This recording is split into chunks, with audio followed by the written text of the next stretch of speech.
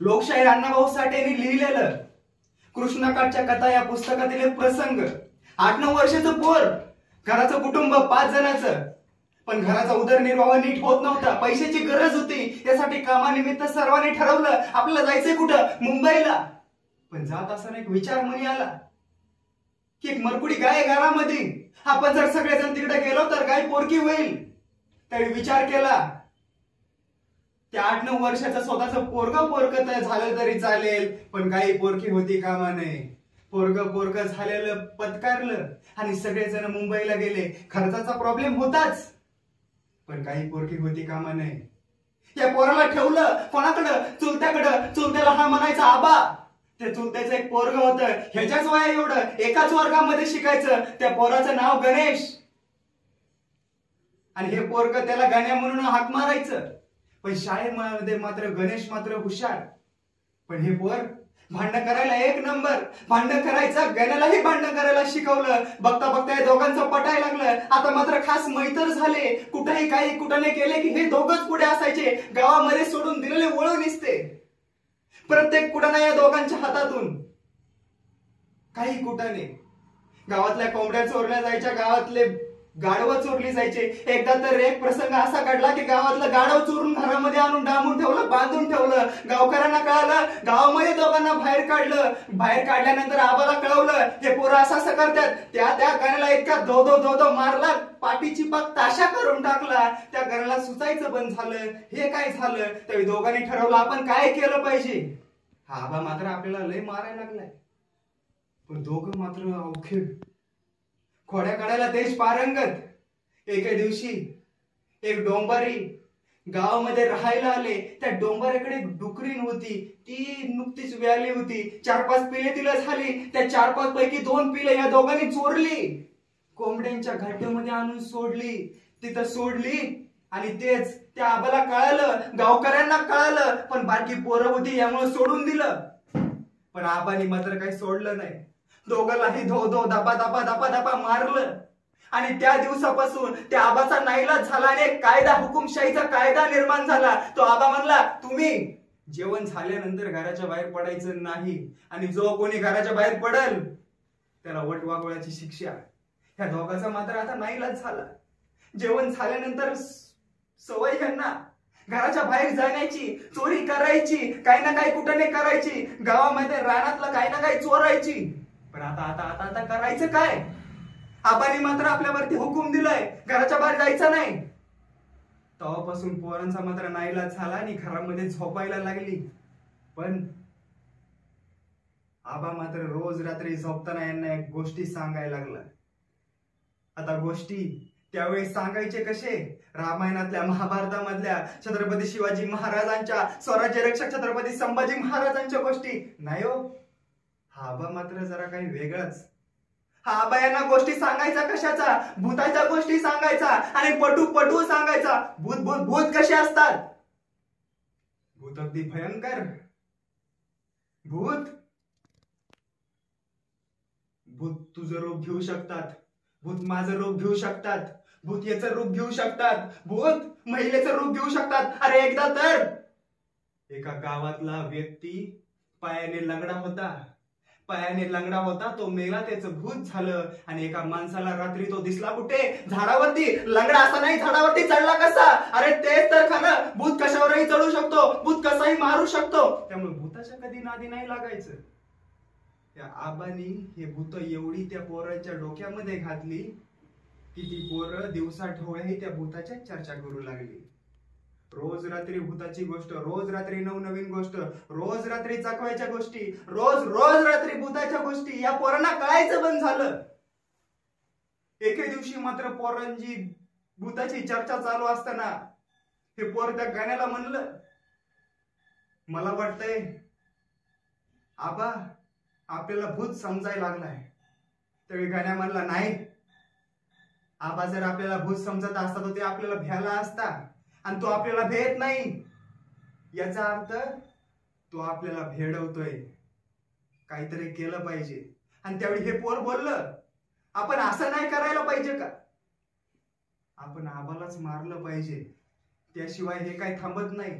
आपल्याला आबा भेडवतोय. आपणच आबाला भेडवायचं ना आबाला मारून ठार करायचं. आणि गण्याला पटलं, आबाला मारलं पाहिजे. दोघाला पटलं, सहमत झाले. आणि करायचं काय? अरे आबाला मारणं म्हणजे सोपं आहे. करायचं काय? पण दोघांनी ठरवलं, आपल्या गावामध्ये जुनं मारुतीचं मंदिर आहे आणि नवसाला पावणारा मारुती आहे. आपण त्या मारुतीकडे जायचं आणि त्याला नवस बोलायचा. दोघ जण दुसऱ्या दिवशी सकाळी गेली, त्या मंदिरामध्ये गेली, गुडघ्यावरती खाली थांबली, बसली, हात जोडले, मारुतीरायाच्या पाया पडले. पाया पडून झाल्यानंतर मारुतीरायाला हात जोडून बोलायला लागली, मारुतीराया, आम्ही खूप ऐकून आहोत की तू नवसाला पावतोस. आम्ही तुझा फोटो पण पाहिलाय. तू त्याच्यामध्ये त्या राक्षसाचा संहार करतो आणि एवढा मोठा भला डोंगर एका हातामध्ये उचलून घेऊन जातो. आणि तुझ्या फोटोवरून आम्हाला कळून चुकलंय की तू खरंच देव नवसाला पावतो. जर तू तो एवढा मोठा बालाटे डोंगर उचलू शकतो तर आमच्या आबाला पण मारू शकतो. त्यामुळे मारुतीराया, आम्ही दुसऱ्या दिवशी तुला कापूर जाळतो, पण आमच्या आबाला मात्र ठार कर. त्या पोरांनी आपला नवस बोलला आणि आबाला मारण्यासाठी प्लॅनिंगही सांगितलं की मारुतीराया, आबाचा उजवा डोळा काम करत नाही, आबाचा उजवा डोळा काम करत नाही. त्यामुळे तो असं कर की ज्यावेळी आबा जात असेल रस्त्याने, आपल्या गावाच्या रस्त्याला एका जाताना एक विहीर आहे उजव्या साईडला उजवा डोळा त्याचा काम करत नाही, त्याला उजव्या डोळ्याने दिसत नाही, डाव्या डोळ्याने दिसतं. मग ती विहीर ते ज्यावेळी जवळ येईल त्यावेळी त्याला ढकलून दे. त्यामुळे आबाला पावता असंही येत नाही, तो मरून जाईल. हे या पोरांचं प्लॅनिंग. आणि या प्लॅनिंग नुसार पोरांनी त्याला सांगितलं आणि बिंदावपणे वापस आले. रात्री झोपले, भूताची गोष्ट ऐकली. दुसऱ्या दिवशी उठून पाहतात तर काय, आबा आपल्या समोर उभा आहे. ते बोलले, मारुतीरायाने काय नवसाला पावला नाही.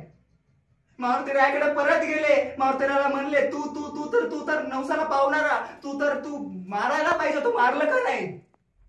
अहो ते पोरं मारुतीरायाच्या इतक्या भरोशावरती बसली की त्याला खोकला आला, मारुतीराया पावतो का काय, तो आजारी पडला, मारुतीराया पावला गड्या. पण ज्यावेळी तो आबा मात्र ठीकपणे उभा राहील त्यावेळी त्यांना कळायचं मारुतीराया काय आता पावत नाही. आबा काही मेला नाही आणि त्या आबाच्या भूताच्या गोष्टी काही यांच्या डोक्यातून गेल्या नाही. तब्बल 12 वर्षानंतर 12 वर्ष पलटली, ही पोरं मोठी झाली, तरी जिगरबान झाली, पण तरीही त्या आबांनी सांगितलेल्या भूताच्या गोष्टी यांच्या डोक्यातून काही गेल्या नाही. आता मात्र प्रत्येक क्षेत्रामध्ये, पैलवानीच्या क्षेत्रामध्ये पोरं दणदाखट झाली, तरी जिगरबान पोरं, कोणाला न घाबरणारी पोरं, ही पोरं.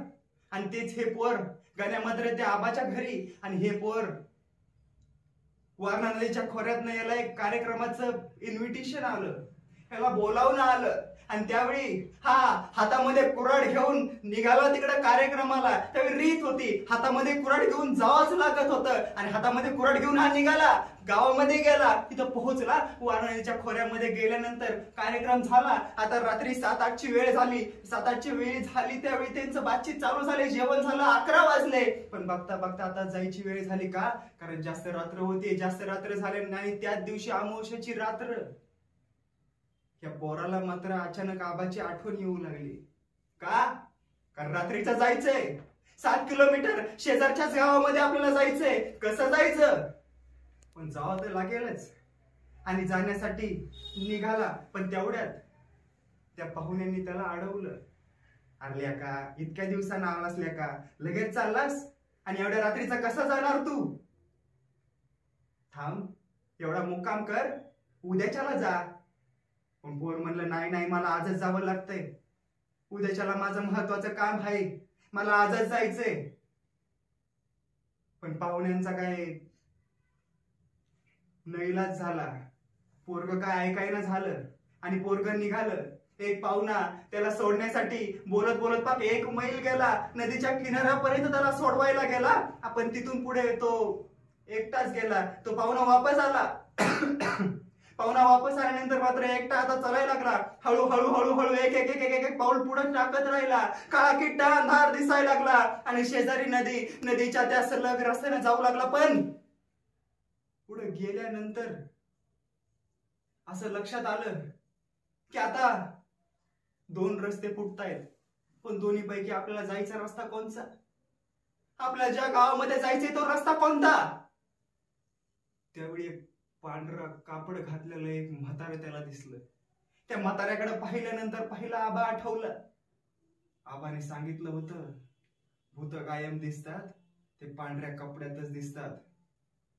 पण डोक्यावरती वैरणीचं ते भलं मोठं हे पाहिल्यानंतर कळून चुकलं की हा भूत नाही, हा तर एक व्यक्ती आहे.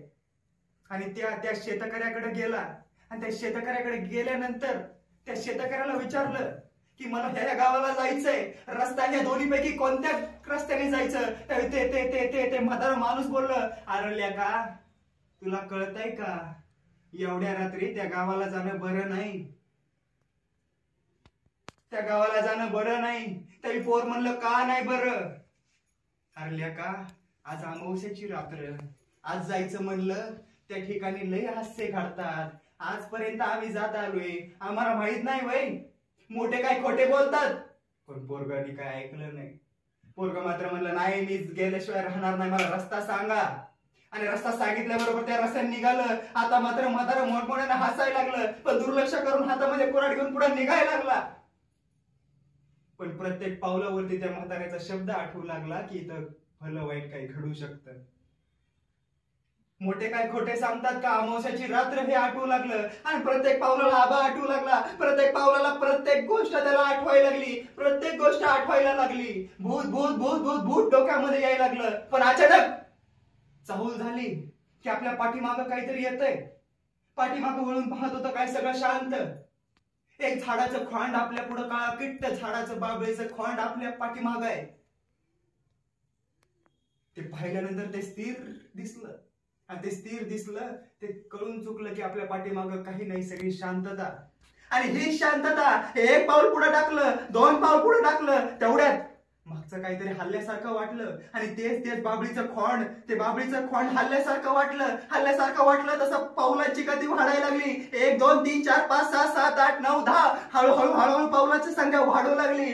गती वाढू लागली. तिरक्याने जर मागं पाहू लागला, त्या झाडाचं खोंड, त्या बाबळीचं खोंड हळूहळू मागे येऊ लागलं. त्याला प्रश्न पडू लागला, अरे झाडाचं खोंड कसं काय निर्जीव खोंड आपल्या मागे येऊ शकतं? पण त्यावेळी आबा आठवला. आबाने सांगितलं की भूत कशाचंही रूप घेऊ शकतं. माणसाचं, बैलाचं, प्राण्याचं, कोणत्याही सजीव व्यक्तीचं ते रूप घेऊ शकतो. आबा म्हणला होता कशाचंही रूप घेऊ शकतो.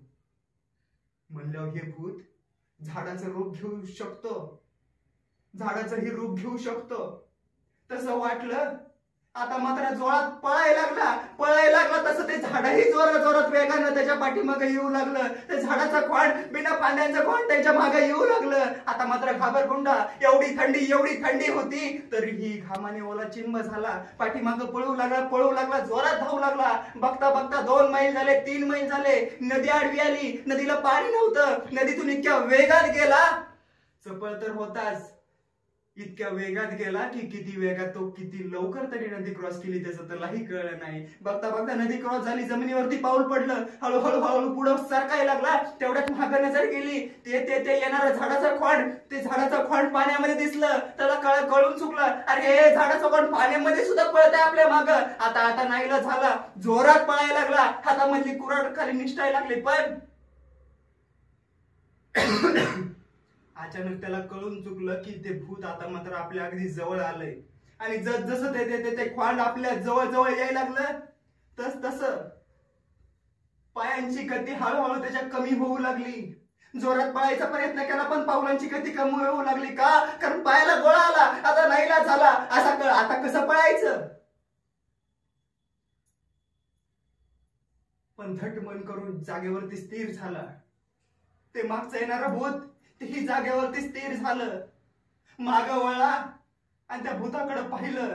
हातामधली कुऱ्हाड पुढे केली आणि त्याला बोट करत विचारायला लागला, कोण आहेस तू, भूत की माणूस? उत्तर आलं, भूत. आता मात्र धडधड वाढू लागली. पण पायही थरथर कापत होते. चालायलाही मार्ग नव्हता. पाय चालावं तर चालायलाही जमेना. काय करावं आता?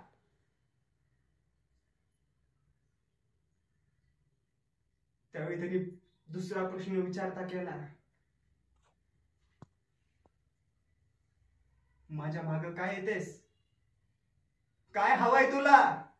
तरी उत्तर आलं, सोबत. सोबत? अरे भूताला कशाची सोबत? पूर्ण उत्तर आलं, मला भीती वाटते. त्यावेळी प्रश्न निर्माण झाला, काळजामध्ये कळ उडाली, अरे भूताला कशाची भीती वाटते? त्यावेळी विचारलं, अरे तुझं स्वतः भूत, मग तुला कशाची भीती वाटते? त्यावेळी उत्तर आलं, मला भूताची भीती वाटते. अरे भूता, तू तर स्वतः भूत, मग तुला भूताची भीती कसे काय? त्यावेळी ते भूत म्हणलं, मी तुमच्या जवळ येते आणि जवळ येऊन मी तुम्हाला सांगते. तसं एक एक एक एक पाऊल पुढे येऊ लागली, पण हा मात्र काही जवळ येऊ देईना. ती म्हणली, नाही नाही, तू जवळ येऊ नको, नाही तर मी वार करीन. त्यावेळी तिने विनंती केली, मी हात जोडते, तुम्ही ती तुमची कुऱ्हाड खाली करा, मी जवळ येऊन तुम्हाला सविस्तरपणे सगळं सांगते. त्यावेळी तो म्हणला, ठीक, जवळ ये, पण मी जेव्हा थांब म्हणे तेव्हा थांबायचं. होशारी करायची नाही, नाही तर कुऱ्हाडीने घाव घालीन. बघता बघता 4-5 फुटाच्या अंतरावरती ते भूत थांबलं.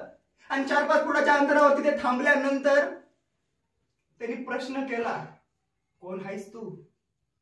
आणि जसं ती जवळ आली तसं त्याला दिसायला लागलं, 16-17 वर्षाची ही बाई, एक पोरगी, स्त्रीचं रूप. आणि ते पाहिल्यानंतर तो चकित झाला. भूताने 2 मिनिटांमध्ये रूप बदललं. तसं ती म्हणायला लागली, मी भूत कशी झाले हे मी तुम्हाला सांगते, पण माझे पाय गळ्यात, मी खाली बसू का? आणि ती भूत असणारी ती खाली बसली. त्यालाही तेवढंच पाहिजे होतं, पायाचा भाग पिट्टा पडलेला, तो बी बसला खाली. पण बसला कशावर? दगडावरती बसला. बसल्यानंतर काय केलं? पण कुऱ्हाड हातातली मात्र खाली टेकली नाही का? कधी काय होईल सांगता येत नाही. कुऱ्हाड खाली ठेवली नाही, पण जशी ती बाई समोर बसली तिने सांगायला सुरुवात केली, 6-7 वर्ष आधी माझं लग्न झालं. मी वयात आले त्यावेळी माझ्या बापाने मला स्थळ शोधलं, आणि स्थळ शोधल्यानंतर माझं लगीन झालं. पण लगीन झाल्यानंतर सासरी गेल्यावरती काय झालं, 1 महिन्याच्या आतमध्ये एक रोग आला आणि आमचा बैल मेला. आणि बैल मेल्यानंतर 5-6 दिवसातच आमची एक म्हैस चुकून मेली. आणि जे लग्नासाठी माझ्या नवऱ्याने कर्ज काढलं होतं, ते कर्ज तो फेडू शकला नाही. याच्यामुळे सावकाराने आमची जमीनही हडपली. जमीन हडपल्यामुळं माझ्या नवऱ्याला त्याच्याकडे चाकरीला जावं लागलं. आता माझा नवरा घरात कमी आणि तिकडे जास्त दिसत होता. माझ्या सासूने नाही तसले आरोप केले माझ्यावर. माझ्या घराला नजर लागली ती ह्या पोरीमुळं. ह्या भूतामुळे आमच्या घराला नजर लागली. भूत भूत भूत भूत इतकं भूत केलं की तेव्हापासून मी भूत झाले. त्यांना समजून सांगायला लागली, पण हे पोर मात्र काय हातातली कुऱ्हाड काय खाली ठेवणं झालं का? कारण राबाची गोष्ट आठवायला लागली. त्याला कळू लागलं की ह्याला भूताला तर ओळखायचंय, ही किती काय काय काय काय शहाणपणा करते, पण आपल्याला भूताला ओळखायचंय. आणि आबाने भूताला कसं ओळखायचं हे सगळं सांगितलं होतं. आबा म्हणला, पहिली गोष्ट, त्या भूताच्या टाचा जर पुढच्या साईडला असतील तर समजून जायचं ते भूतच आहे. आणि हा मात्र त्या पोरीच्या टाचा बघण्यासाठी उतावळा झाला. इकडनं बघतोय, तिकडनं बघतोय, समोरनं बघतोय, खालनं बघतोय, पण तिने पाय आता मात्र लपवून घेतले. पायावरती तिचं लुगडं हे घेतलं, पाय काही दिसू द्यायना. आता मात्र काय प्रश्न सुटेनाशे झाले. आणि हातातली ती कुऱ्हाड अजून घट्ट धरून ठेवली का? कारण दुसरा सांगितला होता पर्याय. आबानी काय दुसरा पर्याय सांगितला? भूत घाबरतं ते एकाच गोष्टीला, लोखंडाला. आणि कुऱ्हाड कशाची? लोखंडाची. हे आपल्या हातातून सुटलं नाही पाहिजे, ह्याच्यामुळे हातामध्ये ते धरलं. चुकून जर ते खाली पडलं आणि जोरात अंगावरती आली माझा जीव घेतला तर काय करायचं? त्यामुळे सुटेनाशी झाली. आणि तिने सांगितल्यानंतर ती सांगत होती, त्या दिवसापासून मी भूत झाले. आणि मला माझ्या सासूने इकून तिकून काम यायचे, मला रानामध्ये पाठवायची. पण ज्या ठिकाणी रानामध्ये पाठवायची तो मात्र व्यक्ती माझ्यावरती वाईट नजर टाकायचा. हीच नजर मी त्या माझ्या सासूबाईला सांगितली, पण सासूबाईने विश्वास ठेवला नाही का? कारण मला काम करावं असं वाटत नव्हतं, असं त्यांना वाटायचं. म्हणून त्या म्हणल्या, तू त्याच्या पुढांडर असतेस. त्याला वैतागले. कामाला जावं तर तसं होतंय, नाही जावं तर सासू मला घरामध्ये बोलते. नवऱ्याला गुपचूप जाऊन भेटले एके दिवशी, तर सासूनी माझ्यावरती काय नाही तसले आरोप केले. नवऱ्याला भेटल्यानंतर नवऱ्याचाही नाईलाज झाला. तेव्हा मी माझ्या बापाच्या घरी निघाले.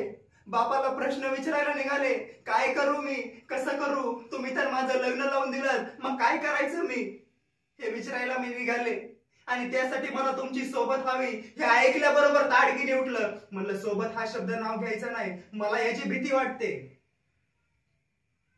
त्यावेळी ती पोरगी हसत ह्यांना म्हणायला लागली, अहो भूत सोबत असताना भूताची भीती कशासाठी.